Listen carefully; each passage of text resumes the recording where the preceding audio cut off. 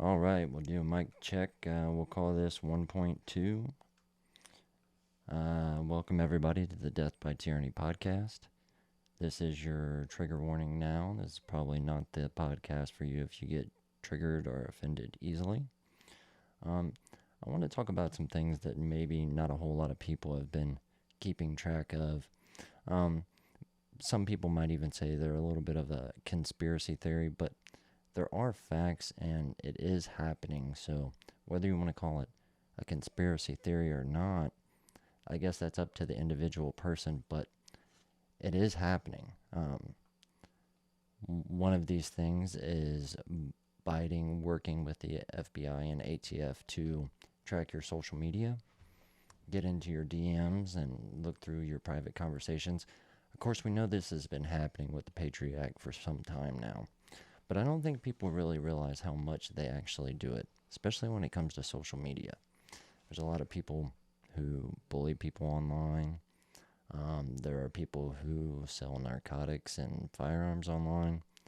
And with that, they have kind of crept in there and made it a way to track people that go against their agenda. That in itself might seem a little bit ridiculous, but as I stated before, it is happening. And I'm going to start this podcast off with a little bit of a personal story. So, about 5 years ago, I sold an AK 47 person to person transaction in Ohio, as long as I knowingly did not have any reason to believe he was a felon. It is legal. And now that I think back on it, it's been over 5 years. So, I don't know if there's a limit on time when I can be charged, or if that's why it's relevant, or if that's why I was contacted. But I was contacted by an ATF agent about a month and a half ago regarding this AK that I had sold or traded. And I told him, I said, that's been some time ago. I don't remember the gentleman's name. I'd be more than happy to go through, my phone and see if I couldn't maybe pinpoint the person who I had done the transaction with. So I took about 2 days and went through my phone just to make sure, maybe by no fault of my own, I slipped up and didn't do everything within my due diligence to make sure everything was on the up and up. But I believe I did. And even back in the day of Facebook, where you could sell firearms on Facebook, we were still taking pictures of IDs, and asking for photos or proof of a CCW card or whatever you call it. It might be called something different in your state, but in Ohio it's called CCW card. Um, and I believe I did that. And I probably sold a handful of firearms back then. I haven't done so much recently. And to be honest, I probably won't ever do it again, just for this very reason.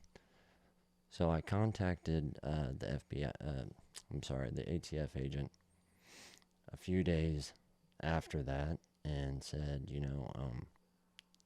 if this transaction was completed on Facebook, I no longer have his information. He either deleted his profile or it never happened on Facebook. And he informed me that they had already gone through my DMs, that they already knew that the information that they needed and why they contacted me was not on my Facebook.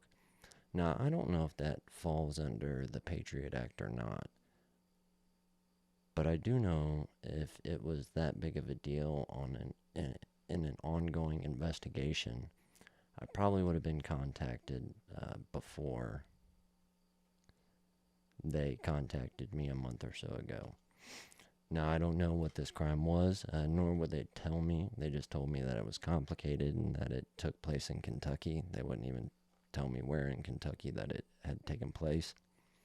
And I don't travel.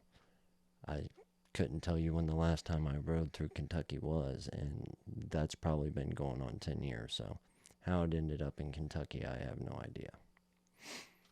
All right. So with that said, don't say that I'm being a conspiracy theory. I know it's happening. It's personally happened to me. Okay. So the culture war is here. that's just, you can see it every time you turn on your TV. You know, they're calling out mass shooters as being white and having assault weapons before they know facts. And then here this past week, we have a mass shooter that even when he's out, still able to commit violence, they won't give out his race. And the reason why is because they didn't want to offend anybody or play into any stereotypes. Like the mass shooter stereotype is a white male at this point, and that's because the media has made it that way, and that's just not true. Nor is it true that they're carried out with assault weapons. Something like 80% of gun violence is carried out with a handgun, and only 2% is carried out with some type of a rifle.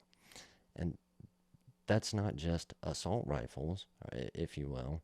That's any kind of a rifle. A bolt action rifle, a fucking pellet rifle, whatever you want to call it. I mean, so if you take the 2% of those crimes and shootings, the fraction of what an AR or AK-47 is carrying out is nowhere near enough to call it a pandemic or call for an assault weapon ban. That's just ridiculous. No matter how they're trying to justify an assault weapon ban, the evidence just isn't there. Even with the latest in the ATF trying to change the definition to add pistol brace to an SBR. One or two, I believe it's two, mass shootings have been carried out with some type of rifle with a stabilizing brace. That would be like if Ford came out with a new car and one or two vehicular manslaughter incidents happened, them banning that vehicle from Ford. That would never happen. Not to mention, you wouldn't be able to go after Ford, and that's what they're wanting to do here. They're wanting to go after SB Tactical and these other brace manufacturers. And the reason stabilizing braces even hit the market to begin with was to help injured veterans.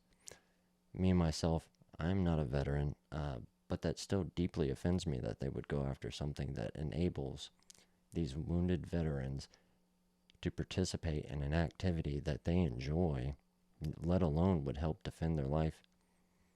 God forbid they have to. With that said, I do have an injury to my primary shooting hand, which is my right hand. I have 3 plates, and I don't know, there's I really couldn't tell you how many screws in there. But holding a rifle over a long period of time does start to get uncomfortable, and these stabilizing braces help. They're trying to say that stabilizing braces make SBRs more accurate and more concealable. But the thing is, if you pay the $200 tax stamp, you would just put a stock on it. And nobody in their right mind, if they had to pick between a brace or a stock, is going to pick a stock. Or, a pistol brace. If the pistol brace can even be used as some type of stock, it's not nearly as well as the stock, or they would just use it. What I'm trying to get at is, there's not really a whole lot of reasons to put these on the NFA. There's not a whole lot of reason for the NFA to begin with. One of the main reasons that they would be trying to do something like this is, on the ATF's website, they say something like 3 million pistol braces have been sold. That is a very low estimated number. Just from SB Tactical, which is one of 8 or 9 manufacturers of these braces, you're looking at about 10 million upwards to 40 million braces. You do the math there. $200 times 40 million braces. I bet you that would help a whole lot of politicians fill their pockets up. That's absolutely insane. The ATF, if you go agent per agent, dollar per dollar, is already over budgeted. They are not your local police, who everybody is trying to defund, who actually help keep your city safe, but just people who are known for spying and hemming up law-abiding citizens. There is a document out there that the ATF was keeping track of, let's say, somebody they would go after because they knew was a criminal and was going to do some kind of criminal activity or had done criminal activity. Only 10% of the people the ATF has arrested have had some former criminal activity or reason to go on after by the ATF. Everything beyond that scope, they have just either accidentally fell upon or they were looking for charges after the fact.